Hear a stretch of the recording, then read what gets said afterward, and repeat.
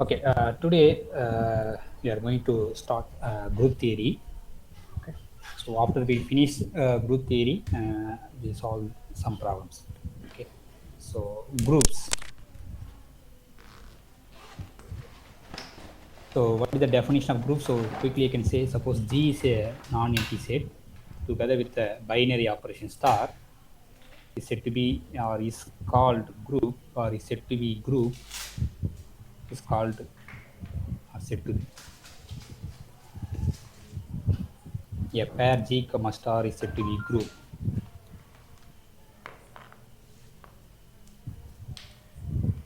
if they satisfy the following property. That is, if we take any three elements A, B, C in G, satisfy the associative property, that is A star B star C equal to A star B star C. That is, first we have to operate B and C, and then you have to operate A. This is same as first you have to operate A and B, and then operate C, you get the same answer. So this property is called the associative property, associative law. So this actually no need to write the closure property because we say it's a binary operation. So the star is a binary operation. So therefore the binary operation means it's a closure property. So binary operation means what? Star is a function from G cross G to G. That means what? If you take any element A comma B in G, is maps to A star B. So therefore the binary operation itself says it's a closure property. Okay, now the first property is associative property, and the second one is identity element exists. That is, if you take, okay, so there is a element E in G, and if you take any element A in G, such that A star E equal to E star A equal to E. Okay, so there is an element is satisfy this condition. Okay, the quantifier is order of the quantifier is very important. So first you write for every direction E, that is totally different. That means what? For each, suppose you are changing the order of the quantifier. Suppose you are writing for every A in G, directions E in G, such that A star E equal to B star A star E equal to E star A equal to A. Then this means what? Given any A in A, for the corresponding A, we have another element. So that means what? Each element we have a identity element. That is not true, but identity element is unique for the group. Therefore, the order of the quantifier is very important.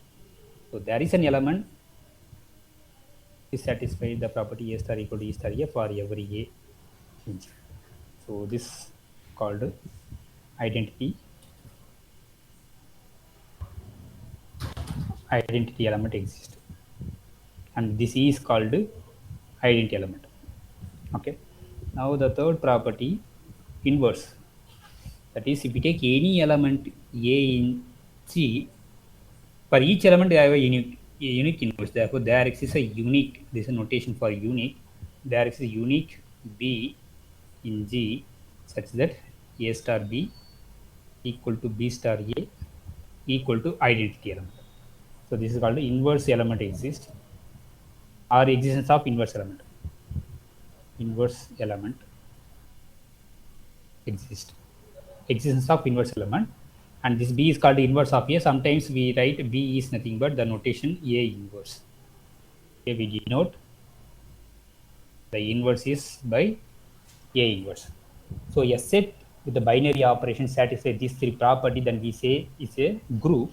Suppose the operation star satisfy the extra condition that A star B equal to B star A for every AB in G, then G is called abelian group.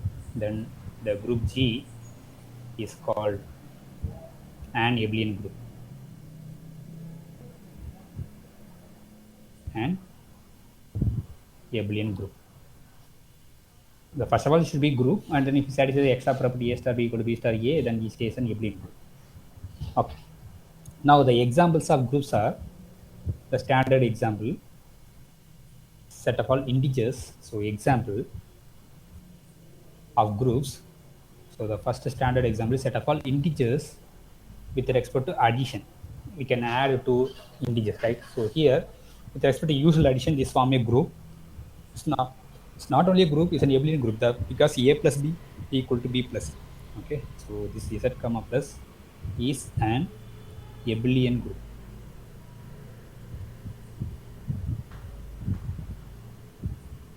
Again, if we take a set of all rational numbers with respect to addition, set of all real number with respect to addition, set of all complex number with respect to addition, or if you take rational numbers, you remove 0, that is q star.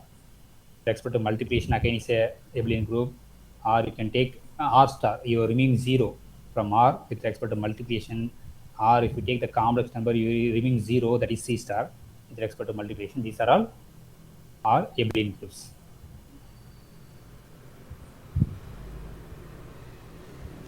But if you take the matrix, if you take the square matrix,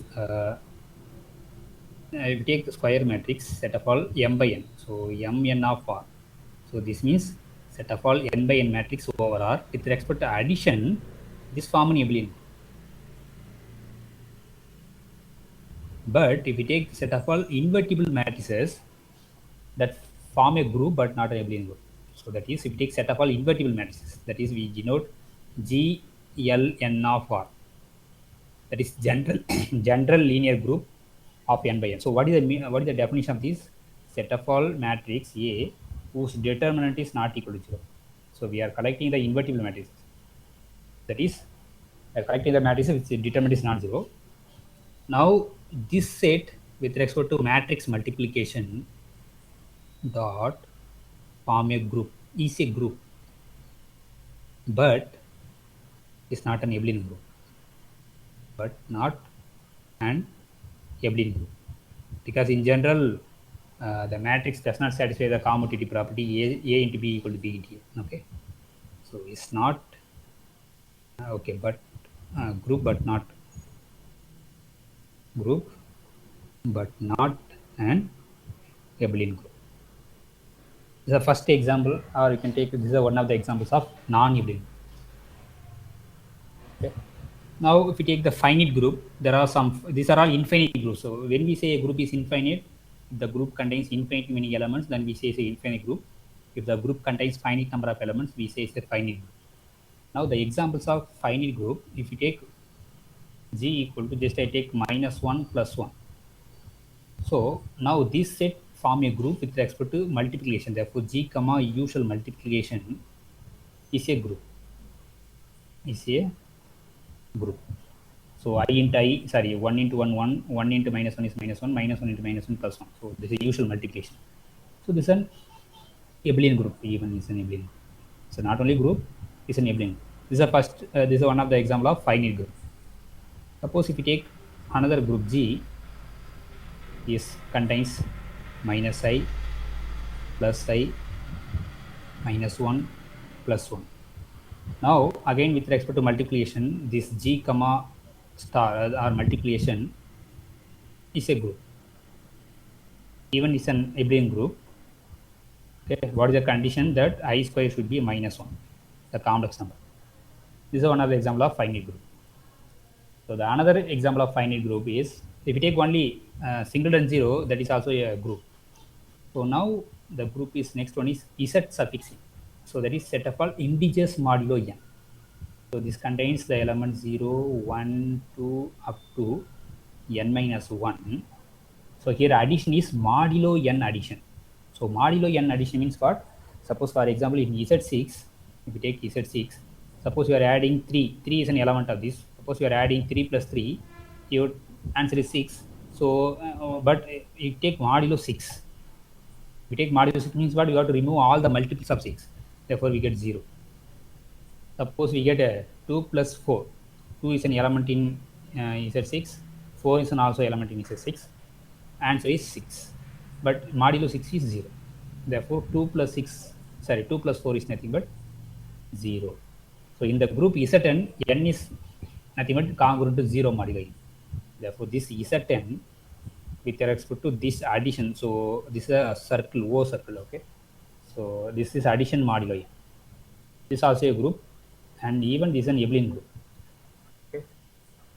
The order of the group is n. So this is a very important finite group. So another important group is set of all bijection functions. Suppose we have a set. We take any set. Okay. Suppose let x capital X be any non-empty set. Be any non-empty set. Now there is no operation on the set X. This X is anything. Now we know what is the definition of bijection. So suppose we have function f from x to x. So when we say this function is bijective, it should be 1, 1 and on 2. So when we say a function is 1, 1, different element maps to different element. So what is the definition of on 2? If we take any element in the codomain, it has a free image. Now we are collecting the function. Set of all functions from x to x is bijective. We are collecting the bijective function. We call the name for this set and take called a of x. Okay, that's nothing but set of all functions, bijective function from x to x. Now we have a group structure on the set a of x. They expect composition. So this O means composition of two functions. So it's a group. That means what? Composition of two bijection function is bijection function. Inverse of a bijection function is bijection function. And then identity function is there. It's also a bijective function. For the set of all bijective function with respect to composition of function form a group, but not abelian group. But not an, this is very important example, not an abelian group. So that means what? If we take two function f composition g, in general not equal to g composition f. So composition of two function does not satisfy the commutative property. Okay. Suppose this x is any set. Suppose if you take x is a finite set. Suppose take the set contains n elements. Okay. So suppose the special case, if you take x contains only some n elements, we call 1, 2, 3 and so on, some n. Any n elements, better I call 1 to 3n. So another way of writing this set is they denote I suffix n. That means first n natural numbers. Now if take x is finite set, then the a of x is nothing but we denote s suffix n. It's nothing but permutation group. We call as a permutation group.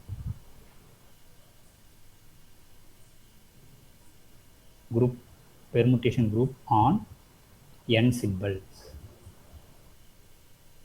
Again, it's set of all bijective function, but it's a function from the finite set 1 to n elements to 1 to n elements. If we take any general set, we call a of x. If you take Sn means what? Is a set of all bijection function from n elements s to n elements s. Or sometimes called is and this is called actually symmetric group. This general a of x is called the symmetric group. This a of Sn also is sometimes called, because this is a special case, right? This also we call symmetric group, but in general we say the set of all bijection function from x to x form a group. That group is called a symmetric group. If you take finite set, that is called a permutation group, sometimes called a symmetric group on the n symbol. Okay.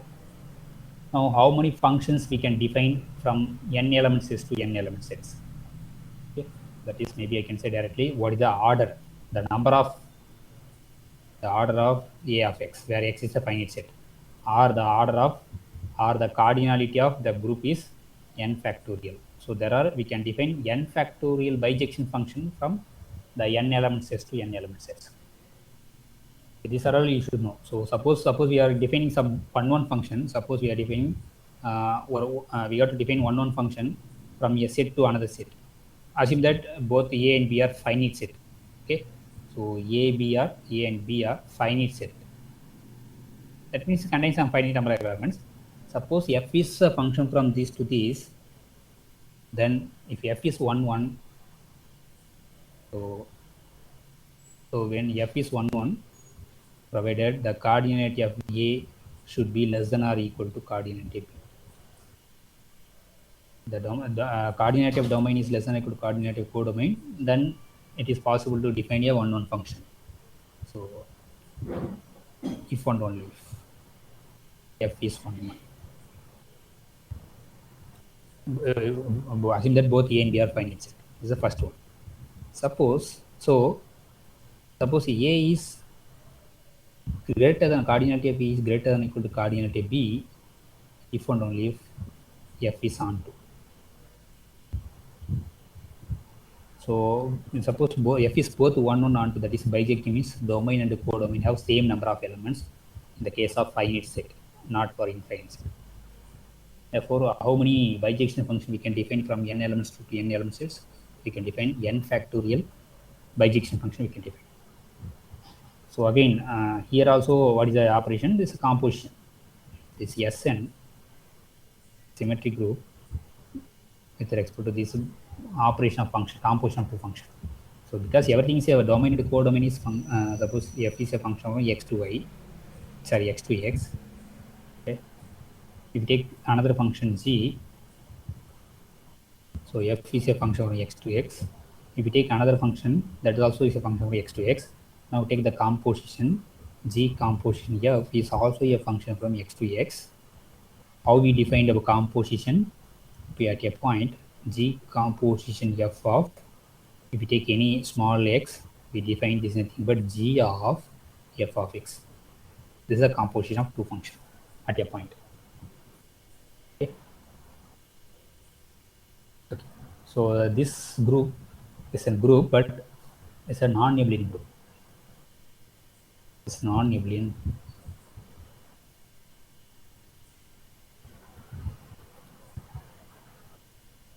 Okay. So for example, if you take a special case n equal to 3, that is S3. So S3 contains 3 factorial elements, that is 3 factorials. There are 6 functions from I3 to I3. So what are the 6 functions? I can simply write E. E means what? Identity function. So a set contains, so this is X, this contains 3 elements, 1, 2, 3. And we have a set X that also contains 1, 2, 3. Now how many bijection function we can define? So that is a list. So that is 1 goes to 1, 2 goes to 2, 3 goes to 3. This is a one function. Usually we call E. Okay. So suppose I am writing 1 goes to 2. That is 1 maps to 2, 2 maps to 1, but 3 is fixed. That means 3 goes to 3. So what is the meaning of these 1, 2 is a cycle notation. So that means what is a function is maps 1 goes to 2 and then 2 goes to 1. So that is a notation just 1, 2. But 3 is missing here. That means what? 3 goes to 3. And if you write 1, 3, it's nothing but again is a function. Its map 1 goes to 3, 3 goes to 1, 2 is fixed. So 1, 2, 3. So 1, 3 means what? 1 maps to 3, 3 maps to 1, 2 maps to 2. That is the notation 1, 3. Is also a one of the adjective function. And if we take 2, 3, that is 2 maps to 3, 3 maps to 2, 1 maps to 1. So this is another function. This is also bijective function. So another function you can write 1 goes to 2, 1 is maps to 2, 2 is maps to 3, 3 is maps to 1. So this is another function. Now suppose if you take 1 maps to 3, 3 maps to 2, 2 maps to 1. So this is another function. So there are totally 6 functions in S3. So therefore coordinate of S3 is 6. 3 factorial is 6. Okay, so now we discussed what is group, and then now next what is subgroup. When we say a subset of a group is said to be subgroup.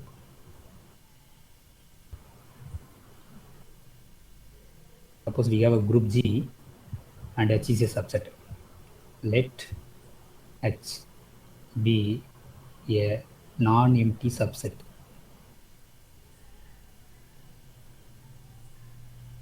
Non-empty subset of a group G. Let G be a let H be a non-empty subset. We say that H is a subgroup.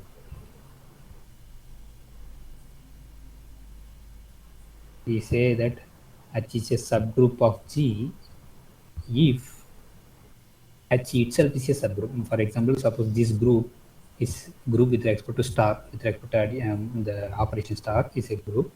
If the subset also with respect to the same binary operation star form a group. It satisfies all the properties of group. But there is a characterization of group. H is a subset of G, is a subgroup.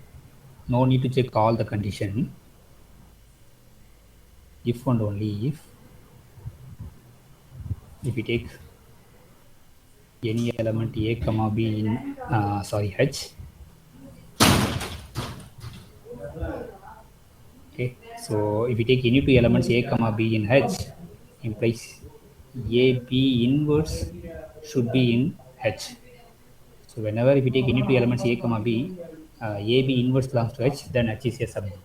So this is very important characteristic to check a set is a group subgroup or not. It's very important. No need to check all the group conditions. Okay, these are all very important thing. Okay, so please wait. So this is a characterization to check a set is subgroup or not. Okay, now maybe we'll discuss some examples. So in the already we discussed some groups. So what are the subgroups of the groups? So first we discuss EZ. Yeah, maybe I can write here. So examples of the subgroups of the groups. Suppose if you take the first example, suppose if you take the group G is set of all integers with respect to addition, then all the subgroup is of the form. If you take H, all multiples of n, where n is any natural number. Okay, so H equal to n is a subgroup. Okay, where n is any natural number. For example, all multiples of 2, all multiples of 3, all multiples of 4, all are subgroups. So these are all the only subgroups in Z. So where H equal to n is a subgroup of Z. Now this Z is a subgroup of Q. So there is we know that Z is a subset of rational numbers, and the rational numbers is a subset of real numbers, and real numbers can be viewed as a subset of complex number, right? So everything is a group with respect to usual addition. Therefore, this Z is a subgroup of Q. Q is a subgroup of R. R is a subgroup of C.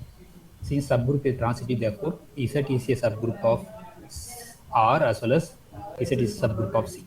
Similarly, Q is a subgroup of R and therefore is a subgroup of C. Therefore, the subgroup is a transitive property.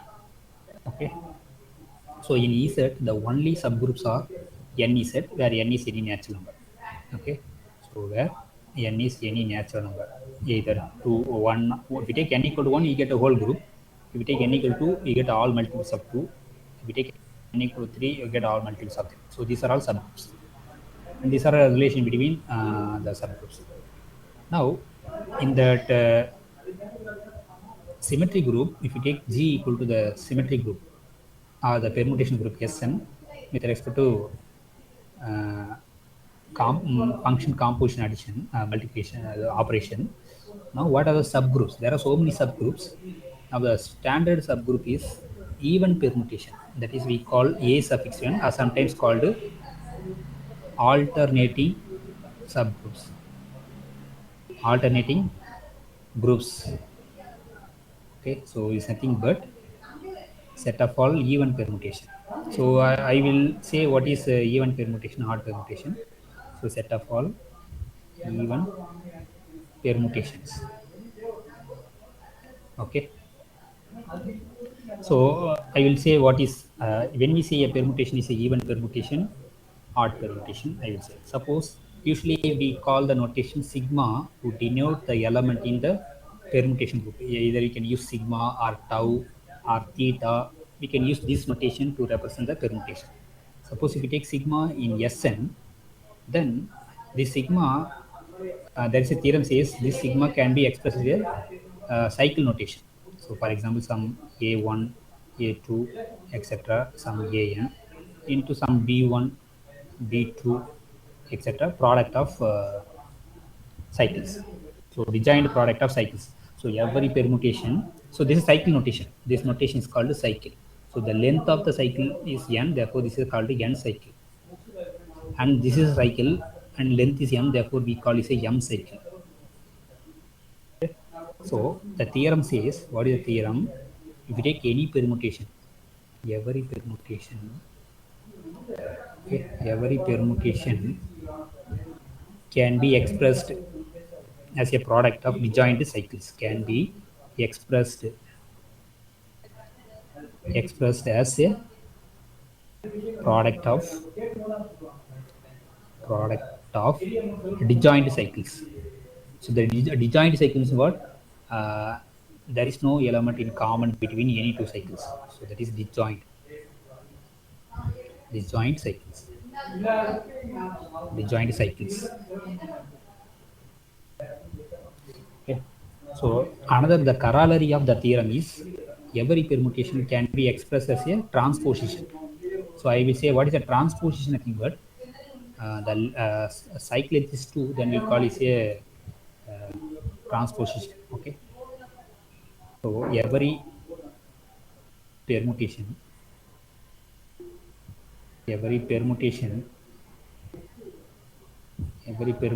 can be expressed, but not disjoint, but we can access a product of transposition, can be expressed as a product of transposition.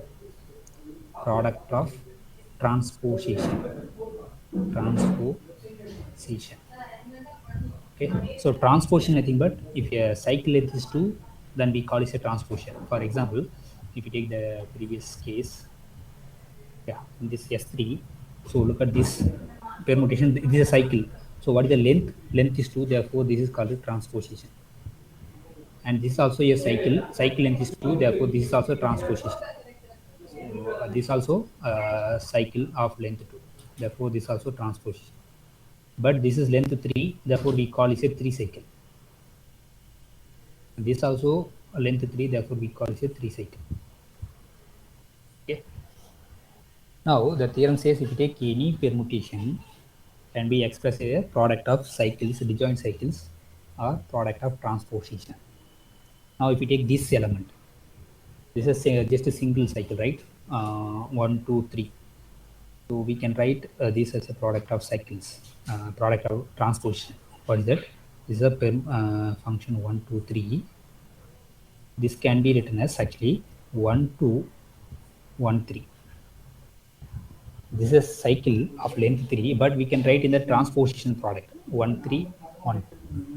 So some books are used some other way. So maybe we will check why this is true. So we can write this actually cycle notation. These are all cycle notation, but there is another notation is there that is called permutation notation. So that means this 1, 2 is nothing but first we have 3 elements in the set 1, 2, 3, but 1 maps to 2, 2 maps to 1, 3 is fixed, that is 3 goes to 3, that is 1, 2. Okay, and this is 1, 2, 3. Here the second permutation cycle is 1 goes to 3, 2 is fixed, 3 goes to 1. Now what is the product of these two? So first we have to fix that 1, 2, 3 elements. Now here is composition, right? So composition, how we define? Look at this. So this is a composition of two functions. So here it's not a product, actually it's a composition. So in between these two functions we have composition. So first we have to operate what is on 1. So here look at this. Okay, so 1 goes to 3. What is 3 goes to here? 3 goes to 3. But sometimes some books are write this notation. They start from here. So 1 goes to 2, 2 goes to 2, therefore 2. Now start with the 2. 2 goes to 1, 1 goes to 3, therefore this is 3. Now 3 goes to 3, 3 goes to 1. This is 1. Now this is a permutation notation. We can write in the cycle notation. You start from 1. 1 maps to this, 1 maps to this 2. Now 2 maps to 3. Now 3 maps to 1. This cycle is complete. Nothing but 1 to 3. Therefore 1 to 3 can be written as this. Actually sometimes usually we write, instead of writing this, first 1 3 and then 1 2 like this. I could write this 1 3 cycle into 1 2 cycle. But this cycle and this cycle contains the common element, namely 1. Therefore this transposition is not disjoint. Okay? Disjoint means what? It does not contain any common element. This theorem is very important. What is the theorem? In the symmetry group, any permutation can be expressed as a product of disjoint cycles, or any permutation can be expressed as a product of transposition. So transposition nothing but 2 cycles we call 2 cycle. Okay, so 2 cycle we call transposition. Okay, generally the length of the cycle is called n cycle or m cycle. Okay, so now we define what is the even permutation, what is odd permutation. Okay, so the number of transposition in the product, if it is even, then it is called even permutation. Okay, so that is, suppose we say sigma is even. So when we say a permutation, even permutation, if, so please wait. Okay, so now when we say a permutation is even permutation, there are 2 definitions, but everything is equivalent. So if the say permutation sigma is even, if sigma can be expressed as a even number of transposition. Okay, can be, sigma can be expressed, because we know the theorem that every permutation can be expressed as a transposition. If it is even number of transposition, then we call this a even permutation. So sigma can be expressed as an even number of transposition, even number of transposition, and we say it's a even permutation. So look at the examples in the previous thing. Now look at this 1 2 3. Now 1 2 3 can be written as product of 2 transposition 1 3 into 1 3. That is the number of, this is 1 transposition, this is another transposition. Therefore total 2 transposition. 2 is a even number. Therefore this permutation 1 2 3 is an even permutation. But if you take this case 1 2, this 1 2 itself is a transposition. Therefore we have only one transposition. Therefore 1 comma 2 can be written as product of transposition just 1 2. So we have only one transposition. Therefore this is a odd permutation. The last one 1 3 2, again we can write is a product of 2 transpositions, 1 2 into 1 3. So even this is one transposition, this is another transposition. If you take the product, this you will get 1 2 3, oh, sorry 1 3 2. Therefore even number of transposition, therefore it's a even permutation. Okay, so a permutation is even, then that permutation can be expressed as even number of transposition. Otherwise we call it a odd permutation. Okay, that is, if sigma is odd permutation, if sigma can be expressed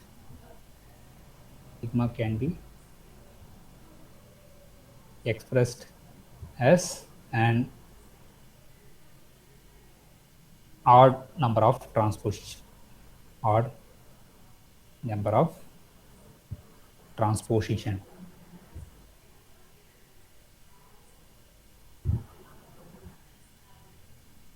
Odd number of transposition. Now we are collecting only the even permutation. That form is subgroup. That subgroup is called alternating group. So that is called, we denote A suffix n is nothing but set of all even permutation. Set of all even permutations. Even permutations. We denote that is an. This form a group with respect to that same operation composition. That group is called a symmetric group.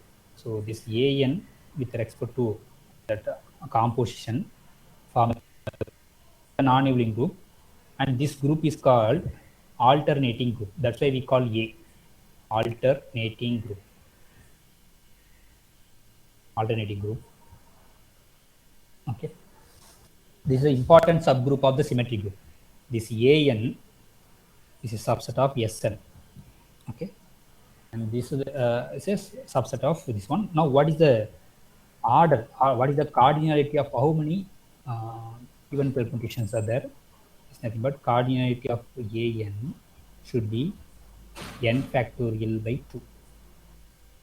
So in the symmetry group Sn, if you take this is suppose Sn, then half of them should be even permutation, half of them should be odd permutation. Okay. So therefore half of them are even, therefore is half is n factorial by 2. So this is the cardinality of AN. Okay. So this AN is a subgroup of Sn. So now next we definition for a normal subgroup. Okay. When we say a subgroup is said to be normal, so before that we have to define coset. Okay, anyway, we can define using definition. Suppose let H be a subgroup.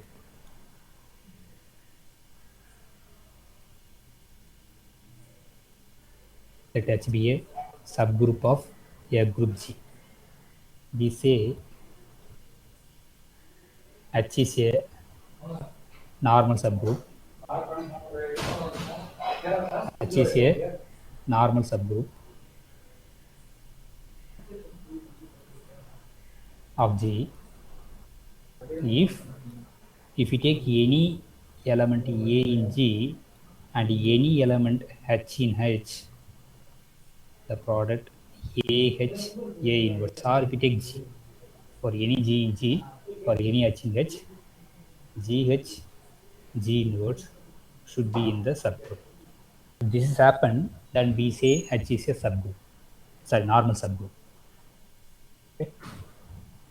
So for example, if you take the matrix group, so example, so we know that already the set of all invertible matrices, that is our G, is the G ln of R. So G ln of R means what? Set of all n by n matrix, set of all matrix A whose determinant is non-zero. So this collection form a group with respect to matrix multiplication. Okay, we know that G with respect to matrix multiplication form a group. Now here we have a subgroup I am taking, so that is set of all matrix such that the determinant is 1. We are collecting the matrices whose determinant is 1. Usually we call the matrices S ln of R, special linear groups. S means S special linear group. It's very important subgroup. So we can easily show that this is a subgroup. Why this H is a subgroup of G? If you take any two matrices A comma B in H, what we have to show? We have to prove that A B inverse should be in H. But we know that A is in H, therefore what we know? Determinant of A is 1. And B is also we take from B, therefore determinant of B is also 1. Now what we have to prove? We have to prove the determinant of AB inverse also 1. So by the definition of properties of determinant, this is nothing but determinant of A into determinant of B inverse. But determinant of A is 1 and determinant of B is nothing but 1 by determinant of B. Already I said that determinant of B inverse is nothing but 1 by determinant of B. Again, we know that determinant of B is also 1, therefore we get 1. So whenever the matrix determinant is 1, that matrix should be in the H. Since the determinant of AB inverse is 1, therefore AB inverse belongs to H. Therefore, H is a subgroup. H is a subgroup of the vertical matrix G. Now we have to prove that H is a normal subgroup. That means what we have to prove? If you take any matrix A from G And if you take any other matrix B in H, what we have to prove? We have to prove A, B, A inverse. We have to prove A, B, A inverse should be in H. That means what we have to prove? We have to prove the determinant of this matrix should be 1. So apply the properties of determinant. This is the determinant of A into determinant of B into determinant of A inverse, but determinant of A inverse is nothing but 1 by determinant of A. Since determinant of A is a non-zero number, therefore we can cancel determinant of A. Since we take B from determinant of B, therefore implies that what we know, determinant of B should be 1. Therefore determinant of B is 1, this is determinant of A cancel, we get to 1. Therefore determinant of A, B, A inverse is 1. By the definition of H, A, B, A inverse should be in H. Therefore we start with the arbitrary element A in A, B in B, we satisfy these two. Therefore H is a normal subgroup. H is a normal subgroup of G. Therefore, this is very important normal subgroup in the matrix group. If we take set of all invertible matrices, then the normal subgroup is set of all matrices whose determinant is 1. Suppose if we take some other number instead of determinant is 1, if suppose if we take 2, then this is not a subgroup. Why? Because the identity element, identity matrix, we know that the determinant of the identity matrix is 1. But here we are collecting determinant is 2, therefore this set does not contain the identity matrix, therefore this does not form a group. Group means identity element should be there. Okay, therefore, if you take the determinant is 1, that is the only way this form a subgroup. If you take some other number here, this will not be a subgroup. Okay, therefore this H is a normal subgroup of this set of all invertible matrices. Now our so already we know that the AN, the even set of all even permutation is a subgroup of Sn. Okay, then this also normal subgroup. So normal subgroup, first you have to check the subgroup condition, and then we have to take the another condition, normal condition. So it's a normal subgroup. Okay. That is trivial. So if you take how to prove this a normal subgroup, if you take any element here, you take any element here, the product, suppose you take some sigma in Sn, suppose I take some tau in An. So what we have to prove? Sigma tau, sigma inverse, we have to prove this is in An. That means what we have to prove? This product, this composition should be even. Already we know that tau is even because tau is an element in An, therefore tau is a even permutation. Now what about this sigma? Sigma may be even or odd. If sigma is odd, sigma is also odd. Therefore odd plus even. Therefore totally we get even. So all the case, if sigma is even, suppose this sigma is even, okay, then automatically sigma is also even. And this tau is always even. Therefore everything is even. Even plus even plus even is even. Suppose sigma is odd, but tau is always even because we take from An. If sigma is odd, then sigma is also odd. Therefore, odd plus even. Therefore, we get even number of transposition. In that case, also we get the product is even permutation. Therefore, this An is always a normal subgroup of Sn. A very important thing. Okay, so therefore, this we should just check this condition. So normal subgroup means if you take any element in the group, any element in the subgroup, we have to check this G inverse should be in H. Okay. Now, so we define everything. But not all subgroups are a normal subgroup. For example, if it is abelian, that is another result. So the result in the abelian group, every subgroup is normal subgroup. Every subgroup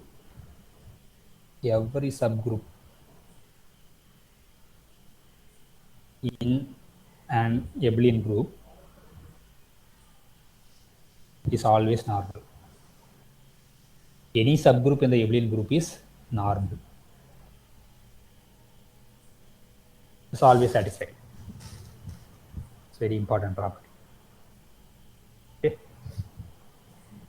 But all subgroups are need not be normal, but every normal subgroup is subgroup, but subgroups are need not be normal.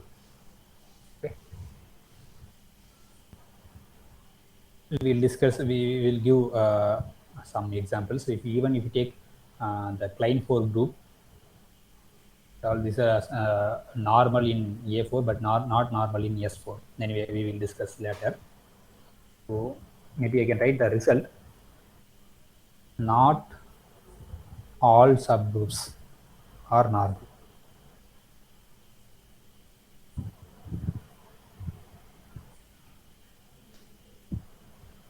Okay. Okay. The next definition is cyclic group. So when we say a group is said to be cyclic if it is generated by a single element. So cyclic group. A group G comma star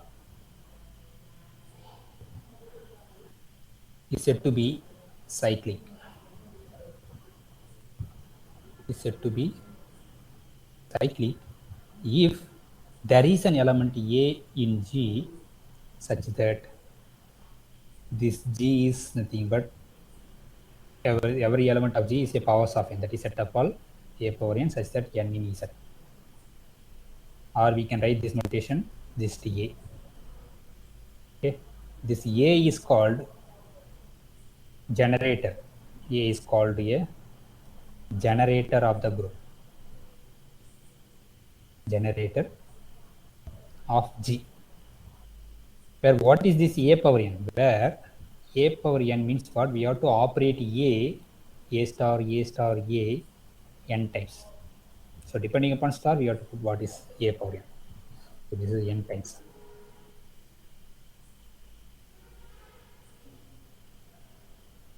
So a group is said to be cyclic if you take any element B of G, B is a power of single element. So that is one element generates entire group.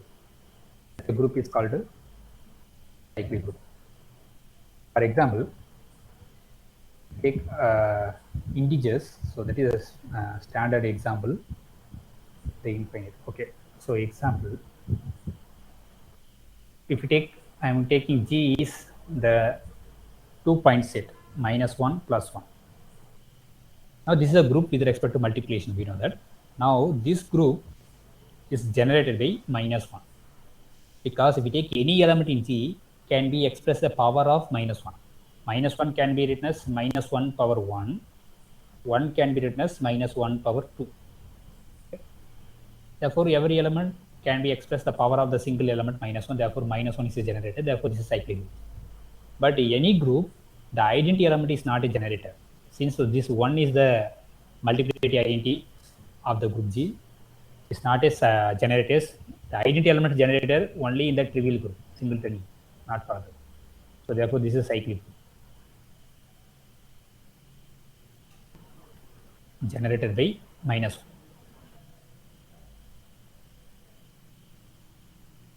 Now, if we take another finite group, suppose we take G is -i, I, -1, +1. Now, this is a group with respect to multiplication. Now, this G is spanned by I because every element of the group can be expressed the power of this I.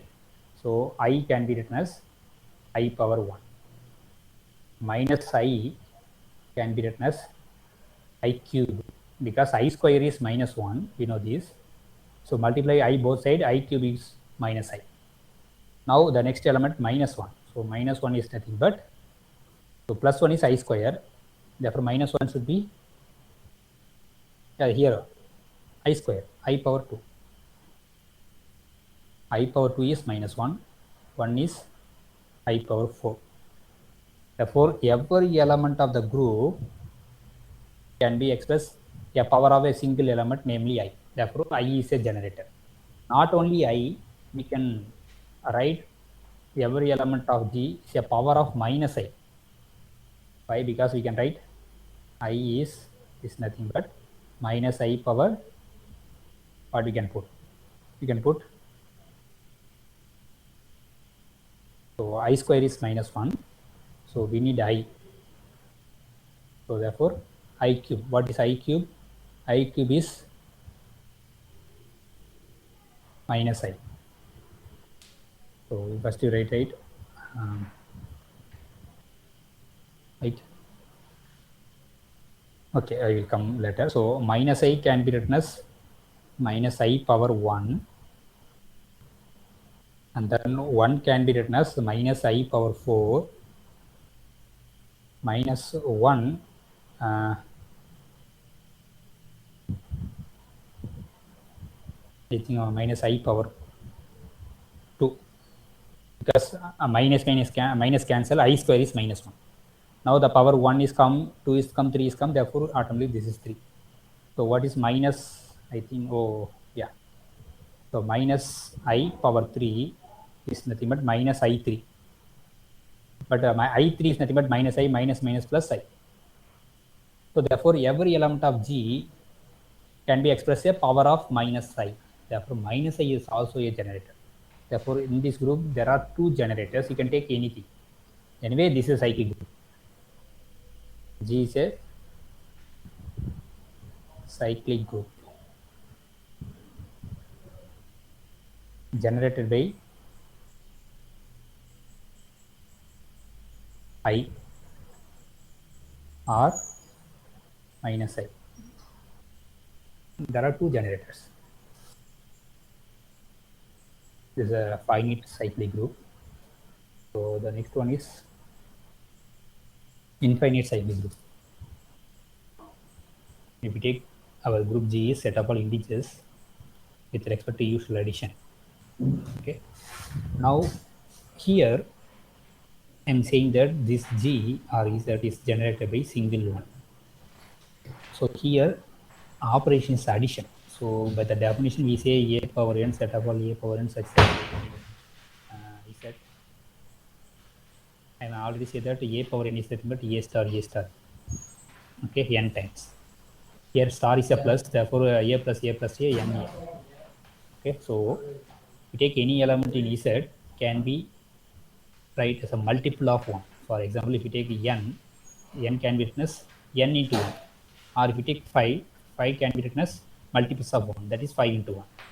Or if you take minus 10 can be written as minus 10 into 1. Therefore, this 1 is a generator. Not only 1, if you take minus 1, this minus 1 also is a generator. That means what, if you take any integer, can be write multiples of minus 1. For example, even if you take 5, 5 can be written as minus 5 into minus 1. Anyway, this should be an integer. So this is for addition, multiplication. So for addition group, we say NA such that N in Z. So a group is, every element is of the form multiples of A, then A is a generator of the group. Now clearly this Z have only 2 generators, namely 1 and minus 1. Okay. So Z is a cyclic group. This is very important cyclic group. Z is a cyclic group generated by 1 and also generated by minus 1. And there is okay, once we discuss what is isomorphism, homomorphism, we say there are only one infinite cyclic group, namely Z. If we take any other cyclic group, it should be isomorphic to Z. Now another important example of cyclic group is Zn, integer modulo n. So I already said Zn. So n is any number 1, 2, 3 up to n minus 1. It's always cyclic group. Now, what are the generators? The generators are this Zn is generated by K. Where what is K? Where the K satisfies the condition GCD of K comma n is 1.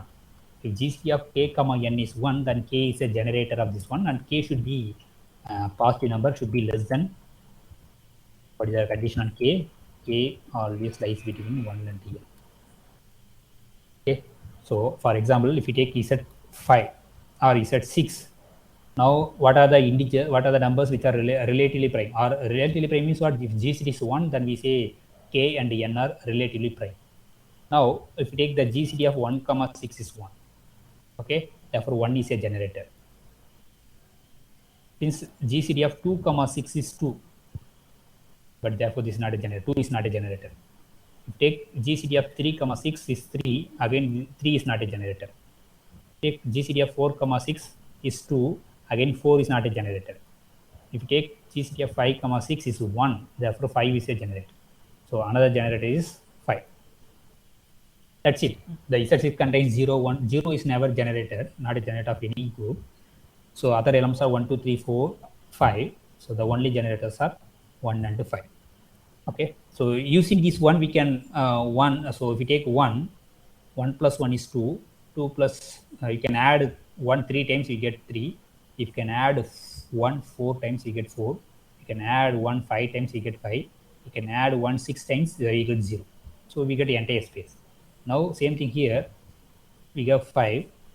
5 plus 5 is 10, but 10 modulo 6 is 4. And then 15. 15 modulo 6 is 3. Because 15 means we have to remove 12, we have 3. And then 18. So what is the next one? 20. So 20 minus 80 is 2. And then 25. 25 minus all multiples of this one, we will get a 1. 60 is multiple of this one, therefore we will see. Therefore, you will get a entire space. So in general, Zn is a cyclic group. The generators are K, where GCD of K, comma, N is 1. So therefore, maybe I can state here. So whenever a group have a one generator, we can say another generator. Okay. So that is, if A is a generator of the group, then the inverse, A inverse also a generator. So if A is a generator,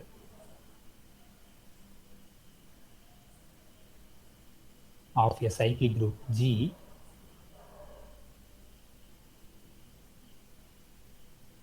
then A inverse is also generated. Also generator of G.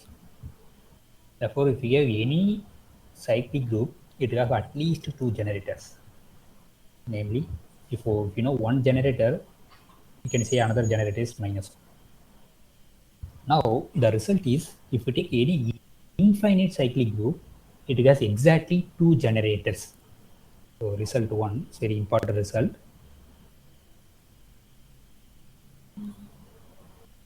If you take any infinite cyclic group, it contains infinitely many elements. Any infinite cyclic groups have exactly 2 generators. Have exactly 2 generators.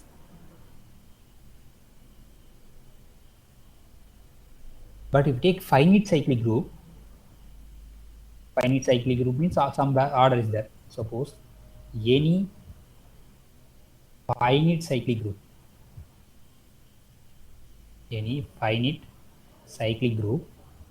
so finite means there is an order. So finite cyclic group of order n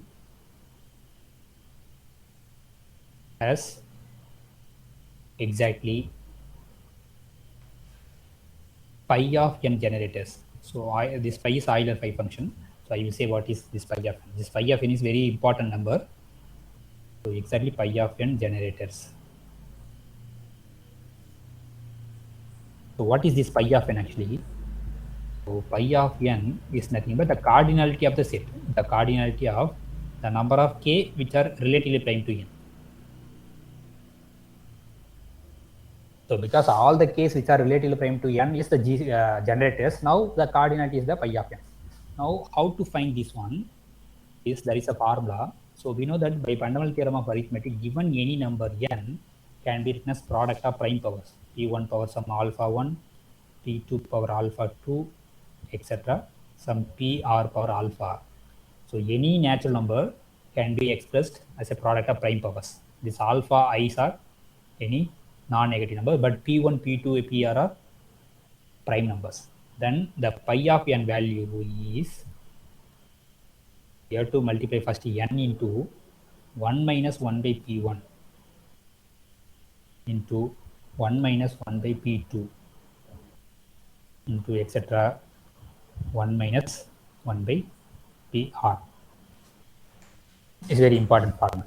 So for example, if you take a 10, so if n equal to 10, 10 can be written as 2 into 5.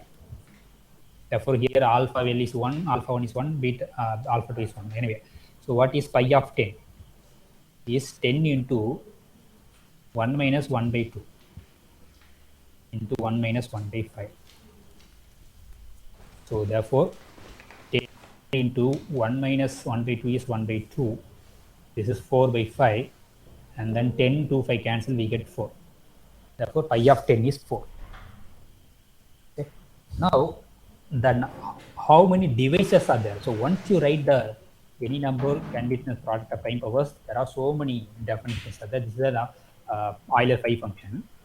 Now, what is the number of devices? How many devices are there for n? So number of devices of n. Devices of n is nothing but just to write the product of prime powers, and then you got to add 1 to the all the powers. 1 plus alpha 1 into 1 plus alpha 2 into etc. 1 plus alpha r. So the number of devices of 10. For example, in the case of 10, so the power is 1 and this power is 1, therefore 1 plus 1, 2, and this 1 plus 1, 2. There are 4 devices for 10. What are the devices of 10? 1, 2, 5, 10. So only 4 devices. Okay, this formula is very important. So once you write, we have to write, you should know the factorization of any natural number. Now the theorem says, we take any finite cyclic group of order n, it has exactly pi of n generators. So already we discussed some example. Look at this second example. So what is the cardinality of, what is the order of the group is 4. Now what is pi of 4? Pi of 4 is 2. Therefore 2 generators, namely I into minus I. Got it? Yeah. Okay, so in the previous one, the first example, order of G is 2. What is pi of 2? Is 1. We have only one generators, namely minus 1. So this is very important thing. So maybe the question may be asked like that. This right? Yeah. So first they give the order of the group. Suppose G is a group of order 10. It is given. Now give the sum set, that is collection of all elements A in G such that A is a generator of G. Maybe they call some name or S or A something. The question they will ask, what is the cardinality of S? So there is another number of generators. So therefore number of generators is nothing but pi of 10. So pi of 10 we know the value 4. Okay, therefore the cardinality of the set is 4. Okay. Okay, maybe we stop now. Thank you.